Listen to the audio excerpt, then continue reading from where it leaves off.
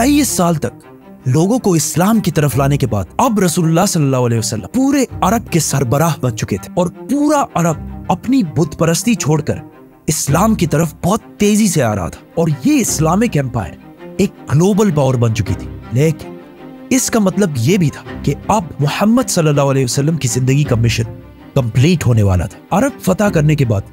ये खबर पूरी दुनिया तक पहुंची कि अरब में एक नबी आया है जिसने पहली बार पूरे अरब को एक ही खुदा के नाम पर यूनाइट कर दिया, जिसके बाद पूरी दुनिया में आप सल्लल्लाहु अलैहि वसल्लम के बारे में डिस्कशंस होने लगे और लोग आप सल्लल्लाहु अलैहि वसल्लम के बारे में जानने के लिए दूर दूर से आने लगे। जिसके बाद आप सल्लल्लाहु अलैहि वसल्लम अपनी जिंदगी के पहले और आखिरी हज की तरफ रवाना हुए और वहां उन्होंने हज्जतुल विदा का खुतबा दिया। इस खुतबे से सिर्फ 10 साल पहले जंगे बदर में आप सल्लल्लाहु अलैहि वसल्लम के साथ सिर्फ 313 लोग थे, लेकिन अब सिर्फ 10 साल बाद आप सल्लल्लाहु अलैहि वसल्लम के सामने 1 लाख से भी ज्यादा लोग खड़े थे, जिनमें हर रेस, व्हाइट, ब्राउन, ब्लैक सब खड़े थे। और वहां आप सल्लल्लाहु अलैहि वसल्लम ने दुनिया में सबसे पहले रेसिज्म को खत्म करने का हुक्म दिया और कहा कि किसी व्हाइट को किसी ब्लैक और किसी अरबी को किसी अजमी पर कोई फोकियत नहीं, और औरतों के हुकूक पर भी बात की। आप सल्लल्लाहु अलैहि वसल्लम ने उस दिन जो बातें की उनमें से कुछ आज भी यूएन चार्टर का हिस्सा है। इस खुतबे के आखिर में वहां खड़े सारे लोगों ने गवाही दी कि आप सल्लल्लाहु अलैहि वसल्लम ने दुनिया के आखिरी पैगंबर होने का हक अदा कर दिया है। हज करने के बाद आप सल्लल्लाहु अलैहि वसल्लम मक्का से मदीना की तरफ रवाना हुए। रास्ते में आप सल्लल्लाहु अलैहि वसल्लम ने मुसलमानों के इस पूरे काफिले को गदीर खुम का मशहूर खुतबा दिया, जिसमें हजारों मुसलमानों के सामने आप सल्लल्लाहु अलैहि वसल्लम ने फरमाया कि जिसका मौला मैं हूं उसका मौला अली है। इससे पहले गज़वा तबूक के मौके पर आप सल्लल्लाहु अलैहि वसल्लम हजरत अली रज़ियल्लाहु ताला अन्हु को अपनी जगह मदीना का लीडर बनाकर भी गए थे और आप सल्लल्लाहु अलैहि वसल्लम ने फरमाया था, अली की निस्बत मेरे साथ ऐसी ही है जैसे हारून अलैहिस्सलाम की मूसा अलैहिस्सलाम के साथ थी, लेकिन मेरे बाद कोई नबी नहीं आएगा। आप सल्लल्लाहु अलैहि वसल्लम ने वापस मदीना आकर एक फौज रोमन एम्पायर से जंग के लिए दोबारा तैयार की ताकि वो जंग मुता में शहीद होने वाले मुसलमानों का बदला ले सके, और इस फौज का लीडर ज़ैद बिन हारिसा के बेटे उसामा को बनाया, क्योंकि उनके वालिद ज़ैद बिन हारिसा जंग मुता में मुसलमानों के कमांडर थे और फिर उसी जंग में शहीद भी हुए थे। लेकिन अचानक एक दिन आप सल्लल्लाहु अलैहि वसल्लम की बीमारी शुरू हुई और आहिस्ता आहिस्ता ये बीमारी बढ़ती गई, जिसके बाद ये फौज आगे बढ़ने से रुक गई। बहुत सख्त बीमारी के बाद भी आप सल्लल्लाहु अलैहि वसल्लम मस्जिद नबवी में मुसलमानों को नमाज की इमामत कराते रहे, लेकिन आखिरी दिनों में आप सल्लल्लाहु अलैहि वसल्लम नमाज की इमामत भी ना कर सके और अबू बकर रज़ियल्लाहु ताला अन्हु को अपनी जगह नमाज पढ़ाने का हुक्म दिया। अपने आखिरी दिन आप सल्लल्लाहु अलैहि वसल्लम ने हजरत आयशा रज़ियल्लाहु ताला अन्हा के हुजरे में गुजारे, जो मस्जिद नबवी के बिल्कुल अटैच एक कमरा था। लेकिन इसके बाद आप सल्लल्लाहु अलैहि वसल्लम की बीमारी बढ़ती गई और अचानक एक दिन हजरत आयशा रज़ियल्लाहु ताला अन्हा के घर से आवाज आई कि आप सल्लल्लाहु अलैहि वसल्लम इस दुनिया से रहलत फरमा चुके हैं, जिस पर मदीना के लोग हैरान हो गए कि ये कैसे हो सकता है, क्योंकि उस वक्त आप सल्लल्लाहु अलैहि वसल्लम की उम्र सिर्फ 61 साल थी आज कल के कैलेंडर के मुताबिक, और इस्लामिक कैलेंडर के मुताबिक उनकी एज 63 साल थी।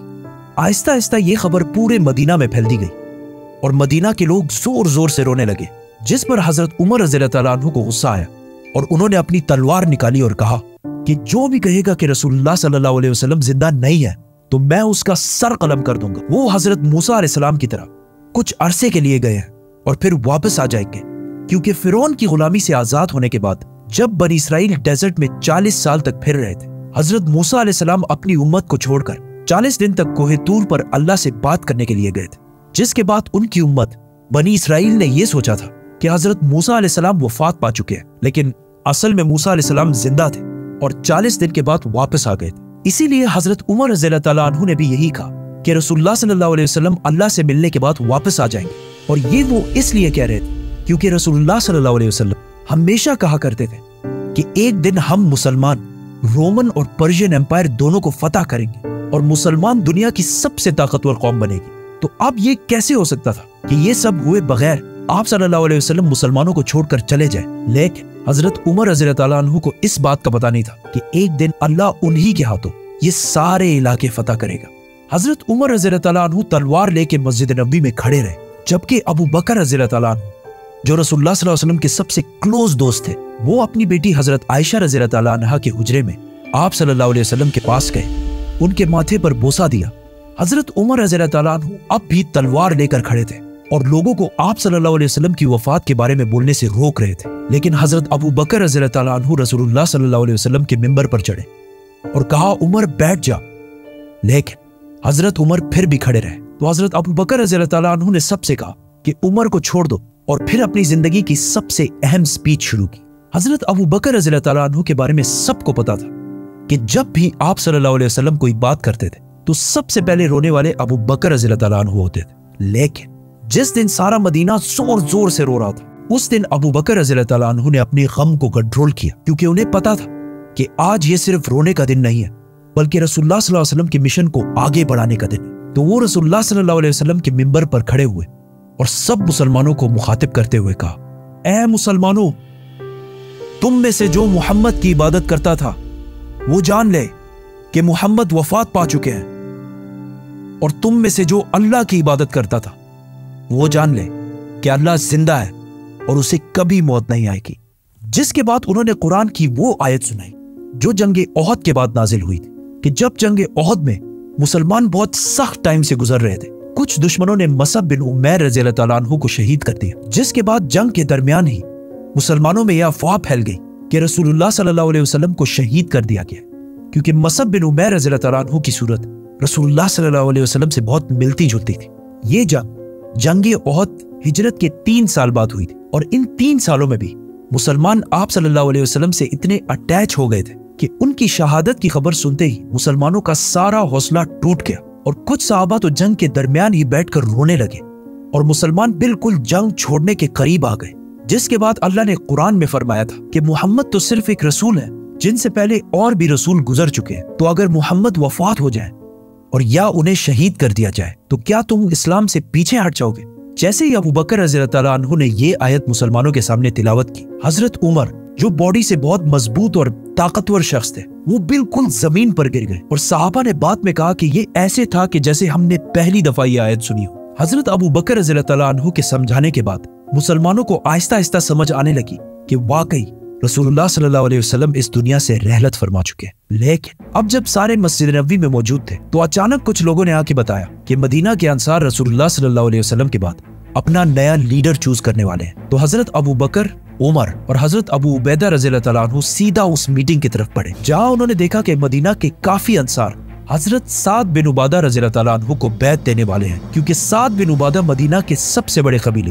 خزرج کے سردار تھے اور اس اسلامک ایمپائر کا کیپٹل مدینہ تھا، تو اسی لیے لوگ نیچرلی انہی کو نیکسٹ لیڈر سمجھ رہے تھے۔ لیکن اچانک حضرت ابو بکر اور عمر وہاں پہنچے اور وہاں ساروں کو سمجھانے کی کوشش کی کہ یہ اب وہی پرانی مدینہ کی چھوٹی سی حکومت نہیں رہی، بلکہ یہ اب پورے عرب کی حکومت ہے، اور عرب قریش کے علاوہ کسی کو بھی اپنا لیڈر نہیں مانے، کیونکہ قریش عرب کے سب سے امپورٹنٹ شہر مکہ کے رہنے والے لوگ تھے جن کی پورا عرب بہت عزت کیا کرتا تھا، کیونکہ مکہ میں عرب کی سب سے ہولی سائٹ کعبہ ہے، اور بہت سال پہلے ابرہہ کے 60,000 کے لشکر کو ایک میریکل سے ہرانے کے بعد ان کی عرب میں بہت عزت بچ چکی تھی، اور اب محمد صلی اللہ علیہ وسلم بھی اسی قریش قبیلے میں سے تھے، which means اب قریش ہی عرب کو یونائٹ رکھ سکتا تھا، اور وہاں کھڑے سارے لوگوں نے ان کی بات سے ایگری بھی کیا، جس کے بعد لوگوں نے سعد بن عبادہ رضی اللہ تعالیٰ عنہ کو بیعت دینا چھوڑ دی۔ لیکن یہ بحث پھر بھی جاری رہی کہ کون آپ صلی اللہ علیہ وسلم کے بعد اس اتنی بڑی ایمپائر کو سنبھالے گا۔ آخر حضرت ابو بکر رضی اللہ تعالیٰ عنہ نے انہیں کہا کہ ہمیں عمر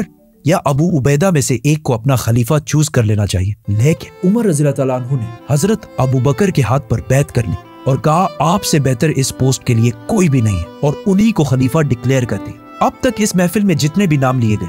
ان ساروں میں سے کسی پر بھی اتفاق نہیں ہو رہا تھا۔ جیسے ہی حضرت عمر نے ابو بکر رضی اللہ تعالیٰ عنہ کا نام لیا وہاں سارے ہی اس بات پر راضی ہوئے اور سب نے حضرت ابو بکر رضی اللہ تعالیٰ عنہ کے ہاتھ پر بیعت کر لی، اور اس طرح کچھ ہی ٹائم میں اس اتنی بڑی ایمپائر کا خلیفہ مسلمانوں کے درمیان مشورے سے سلیکٹ کر لیا گیا، جبکہ باقی سارے ایمپائرز میں ہمیشہ بہت خون خرابے کے بعد یہ فیصلہ ہوتا تھا، اور آخر حضرت ابو بکر رضی اللہ تعالیٰ عنہ 59 ایئرز کی ایج میں خلیفہ بنے۔ لیکن اس سارے میٹنگ میں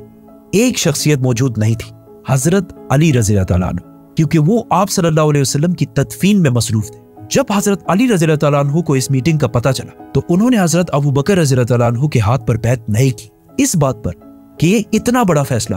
رسول اللہ صلی اللہ علیہ وسلم کے خاندان کی غیر موجودگی میں کیوں کر لیا گیا۔ جس کے کچھ عرصے بعد ابو سفیان رضی اللہ تعالیٰ عنہ، جو ابھی کچھ ہی عرصہ پہلے مسلمان ہوئے تھے، انہوں نے حضرت علی کے پاس آ کر کہا کہ ابو بکر رضی اللہ تعالیٰ عنہ قریش کے بہت کمزور قبیلے سے، اگر آپ کہیں تو میں ان کے خلاف ایک فوج جمع کر دیتا ہوں۔ لیکن حضرت علی نے ان کو ایسا کرنے سے بالکل انکار کر دیا، اور اس واقعے کے کچھ ہی عرصے بعد حضرت علی رضی اللہ تعالیٰ عنہ نے سارے مسلمانوں کے سامنے حضرت ابو بکر رضی اللہ تعالیٰ عنہ کے ہاتھ پر بیعت کر لی، اور اس کے بعد اس خلافت کو سنبھالنے اور آگے بڑھانے میں بہت مین کردار ادا کرتے رہے۔ یہ بہت ایک کنٹروورشل مسئلہ ہے، کیونکہ آج تک مسلمانوں کے دو بڑے گروپس کا اس پر اختلاف ہے۔ دنیا کے سارے مسلمانوں میں 87% سنی ہے، جو کہتے ہیں کہ آپ صلی اللہ علیہ وسلم نے اپنی وفات سے پہلے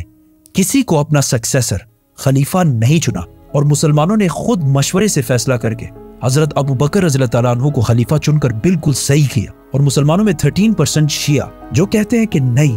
آپ صلی اللہ علیہ وسلم نے حضرت علی رضی اللہ تعالیٰ عنہ کو غدیر خم کے خطبے میں کلیئرلی اپنے بعد نیکسٹ خلیفہ ڈکلیئر کر دیا تھا۔ یہ ان دونوں سائڈز کے ویوز ہیں۔ آپ صلی اللہ علیہ وسلم کے بعد مسلمانوں کے پہلے خلیفہ ابو بکر رضی اللہ تعالیٰ عنہ بنے۔ خلیفہ بننے کے بعد حضرت ابو بکر رضی اللہ تعالیٰ عنہ اگلے ہی دن اپنی کپڑوں کی دکان پر آئے تو صحابہ نے پوچھا کہ آپ یہاں کیا کر رہے ہیں؟ تو انہوں نے کہا اگر میں کاروبار نہیں کروں گا تو اپنی فیملی کو کیسے کھلاؤں گا؟ جس پر مسلمانوں نے کہا کہ ہم آپ کی کوئی تنخواہ سیلری سیٹ کر دیتے ہیں، جس پر ابو بکر رضی اللہ تعالیٰ عنہ نے کہا تو پھر میری سیلری ایک عام مزدور کے سیلری کے برابر سیٹ کی جائے۔ لیکن صحابہ نے کہا کہ مزدور کی سیلری تو بہت کم ہوتی ہے، تو حضرت ابو بکر رضی اللہ تعالیٰ عنہ نے کہا تو پھر مزدور کی سیلری کو بڑھایا جائے۔ اور اس طرح ان پرنسپلز پر اب اسلام کی پہلی خلافت راشدہ شروع ہوئی۔ ابو بکر رضی اللہ تعالیٰ عنہ نے خلیفہ بنتے ہی سب سے پہلے وہ فوج روانہ کی جو آپ صلی اللہ علیہ وسلم کی بیماری کی وجہ سے رک گئی تھی، اور باقی سارے کاموں کو بھی اسی طرح کنٹینیو رکھا جس طرح پہلے ہوا کرتے تھے۔ لیکن یہ کوئی آسان کام نہیں تھا، کیونکہ اب تک مسلمانوں میں بہت سارے منافقین شامل تھے، اور وہ اس سے پہلے صرف اس لیے چپ رہتے تھے کیونکہ رسول اللہ صلی اللہ علیہ وسلم اللہ کے رسول تھے اور انہیں جبرائیل کی طرف سے بہت ساری باتوں کا پہلے سے پتہ چل جاتا۔ لیکن اب لوگوں میں یہ کانفیڈنس آ گیا تھا کہ اب جب رسول اللہ صلی اللہ علیہ وسلم نہیں تو ہم زکوٰۃ بھی نہیں دیں گے، کیونکہ منافقوں کے لیے اپنے مال میں سے پیسہ دینا بہت مشکل کام ہوتا ہے۔ اینڈ ناٹ اونلی دیٹ، کچھ لوگوں نے آپ صلی اللہ علیہ وسلم کی اتنی عظیم کامیابی دیکھ کر اسے کاپی کرنے کی کوشش کی اور نبوت کا جھوٹا دعویٰ کر دیا، جن میں سے ایک کا نام تھا مسلمہ کذاب۔